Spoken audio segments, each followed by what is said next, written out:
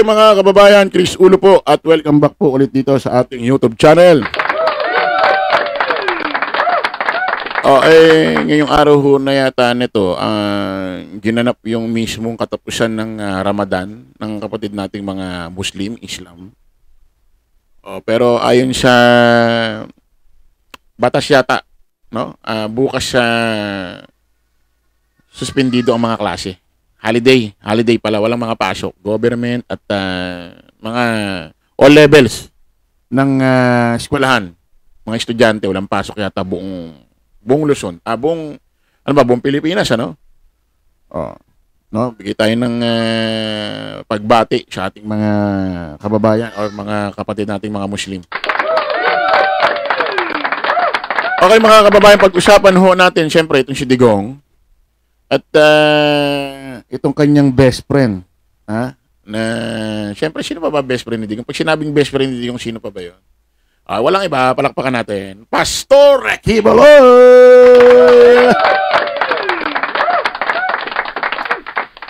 In the right corner. Baka sabihin hindi natin binibigyan ng intro maganda si Pastor Quiboloy, di ba? Pastor Quiboloy, parang kailan lang, Parang kailan lang, hinahanap ka ng Philippine National Police. Sa pangunguna ho ni General Bantag, Parang kailan lang, nasa KOJC ka, Pero hindi, nasa bundok daw. Putik, nasa bundok. Ang puti-puti, bagong gupit, walang bigote, walang balbas. Galing bundok. Wow! Siguro baka may nakatayong parlor or barbershop dun sa bundok na pinagtaguan niya. Lagi siyang nitpick, no? Lagi siyang nililinis. Natawa ako dun, Wala si Quiboloy sa kay OJC, nasa bundok siya. Bumalik siya rito. Dito raw siya magpapa-aresto. Pagtingin ko sa picture, walang bigote, walang balbas, bagong gupit. Puti-puti. Walang bakas na nainitan. Tapos galing bundok. Sabi ko, paano nangyari yun? Ito mga kababayan, si Quiboloy ho, nagsalita, nagbigay ho ng mensahe dito sa kanyang best friend na si dating President Rodrigo Roa Duterte dahil nagbigay siya ng pabati dahil kaarawan yan ni Digong nung 28 at nagbigay na rin ng mga mensahe about sa kanyang pagkaka-aresto ni Digong. Pakinggan natin,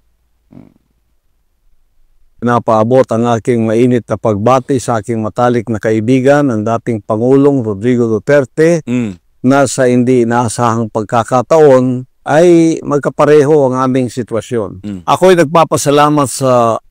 para sila ng sitwasyon. Tayo ba naniniwala kayo para sila ng sitwasyon, si Quiboloy at si Digong? Ako hindi. Sitwasyon mismo? Kasi pag sinabing sitwasyon, yung kalagayan Di ba? Pag sinabing sitwasyon, yung kalagayan yun. Parehas ba?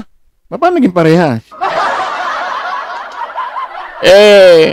Si Quiboloy, nakakulong talaga sa literal na selda, kulungan talaga Di ba? Diyan sa may Pasig, tama, no? May mga kasama pa siyang mga preso. Literal talagang kulungan. May mga rehas. At di pa yata aircon. Hindi aircon yan. Si Digong, nasan? Nasa magandang bansa, magandang klima. Hindi mukhang kulungan. Hindi mukhang selda kasi yung pinakita yung kwarto ng mga nakabilanggo doon. Parang pang condo unit dito sa Pilipinas. Parang simpleng condo na pwedeng pang staycation, parang condotel. Wala man lang isang bakal na rehas ang nakakita natin sa picture. Yung loob ng kulungan niya. May lutuan. May aircon. Maganda higaan. Solo niya. Wala siyang kapwa preso. So, pares kaya sila niyan. Yung kalagayan. Tuloy natin. Masarap pa kinakain malamang ni Digong doon. Ating dakilang Diyos ang makapangyarihang Ama sa pagkakataon na binigay sa atin na mabuhay sa panahong ito. Una sa lahat, maraming salamat sa iyong pagiging tunay na kaibigan, Mayor. Maraming salamat sa iyong pagtanggap sa akin bilang spiritual advisor sa matagal na panahon. Ang estilo ng iyong pamumuno, spiritual advisor pala ni Digong si Kibuloy. Ba't nagkaganyan? Kasi spiritual advisor. So, ibig sabihin, pag sinabing spiritual advisor, ano yan? Kumbaga, pinapakain ka ng salita ng Diyos. Pinapayuhan ka, kung ano mga tama, mali, dapat ganito. Kung matagal ka na niyang spiritual advisor, ba't gumawa siya ng programang War on Drugs? Tapos, inaamin niya na may mga napatay na siyang tao. Ay, bakit ganun? Paano na yan?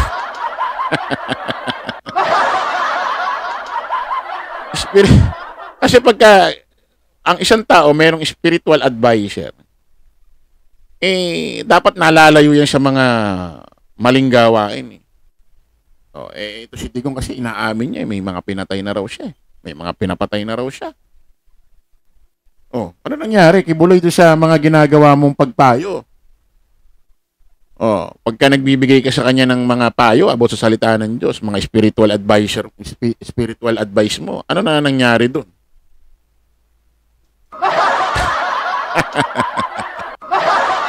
Hello ka na. hindi man nagustuhan o sinangayunan ng iba, ay naghatid ng kapayapaan, kaayusan at kasaganaan sa bawat Pilipino sa loob ng 6 na taon. Dahil dito, minahal ka ng mga Pilipino, Mayor. Itinaas mong muli ang respeto. Paano naging masaya?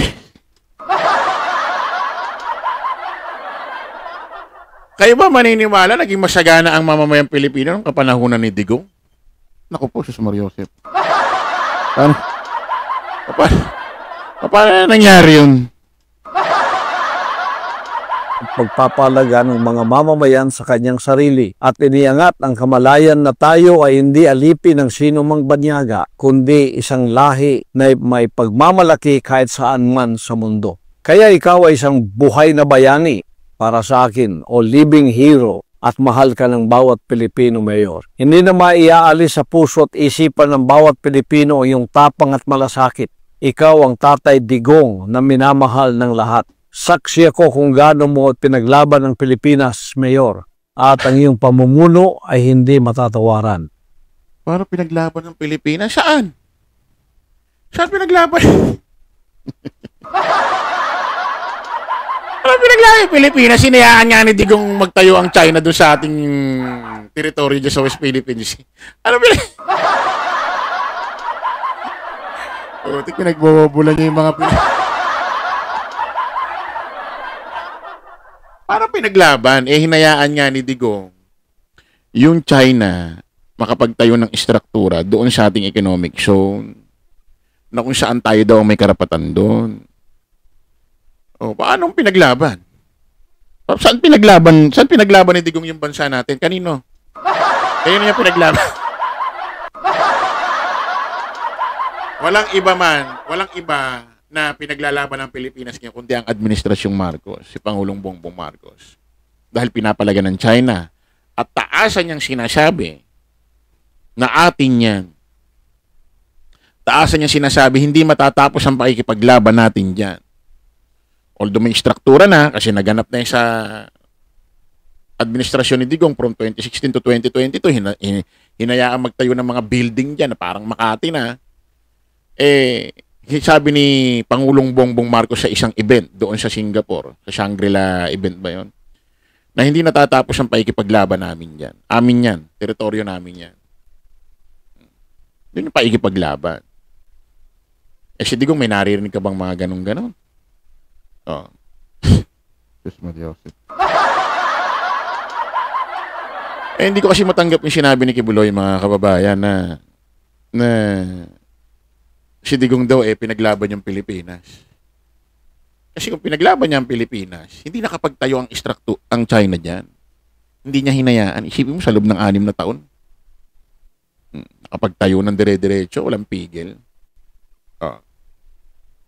Pinagpala ka ng Diyos ang Pilipinas dahil sa iyong matibay na pagtayo laban sa kasamaan, lalo na sa mga nagdudulot ng pagkabahabahagi gaya ng CPP, NPA, NDF. At kung ganito man ang naging kahinatnan natin dahil sa ating mga prinsipyo, isang malaking karangalan ito para sa ating bayan. Kaya sa iyong kaarawan, Mayor, ang ating dating Pangulong Duterte, ang dalangin ko ay palawigin pa ng Diyos ang iyong buhay, bigyan ka ng malakas at malusog na pangangatawan, proteksyon at seguridad na asan ka man ngayon at naway maging... Talagang binibigyan ng Panginoon ng lakas ng pangangatawan si Digong. Kahit nga minuraan niya ang Diyos, nang pinapalit sa kanya. Kita mo, buhay pa, 8 years old na. Talagang binibigyan. Isipin mo, 8 years old na, buhay pa. Buti nga, umabot siya ng ganyan kahit minumuraan niya ang Diyos. Buti nga, umabot pa siya ng 80 ng ganyan. Hindi nga katulad ng mga namatay sa war on drugs, extrajudicial killing at iba pang mga kabataan doon. Isipin mo, ang aga nilang nawala sa mundo. Hindi mo nga masabi kung isang anak lang yan at pwedeng breadwinner yan kapag nagtrabaho na para maiangat nila ang pamilya nila sa kanilang kahirapan. Nawala dahil sa kanyang programa. Pasalamat talaga si Digong sa Diyos. Dahil mahal siya ng Diyos. Isipin mo, putik. Umabot na ng 80. Buhay pa, malakas pa, kahit minumura ang Diyos. Pero tama na rin niya sa kanya, Kibuloy, para ma-realize niya yung mga mali niya. Kasi nag-iisa siya dun Doon niya maaalala lahat. Kasi magmumuni-muni siya dun magninilay-nilay siya ron Ikaw rin, sir, baka try mo rin kung ano mga mali-mali mo, baka meron. Pero sa totoo lang Kibuloy, mas isipin mo, sir, yung kalagayan mo. Kaysa kay Digong. Kasi nasa magandang bansa siya Magandang klima Magandang kwarto, magandang, ano mo yun, magandang kalagayan kaysa sa'yo. Kasi ikaw talaga, literal kang nasa kulungan. Baka makasama sa'yo yan. Mas isipin mo sarili mo kasi tingin ko, tumanda ka ng maganda ang buhay mo kasi lagi ka nasa kay OJC. Siyempre, laging aircon ng inigaan mo. O dyan, hindi. Buti nga, nakulong ka dun sa yung may mga kasama ka na para may nakakausap ka. Kaysa dun sa una sa Camp Crame, mag-isa ka lang. Mahirapan, alam mo yun, ang laking epekto sa kalusugan nyo pag wala kang nakakausap. Buryong ang kalaban mo. Buti dyan, may kasama ka na, at least may nakakausap ka. Diba? Kaya mo isipin si Digong, isipin mo siya sarili mo.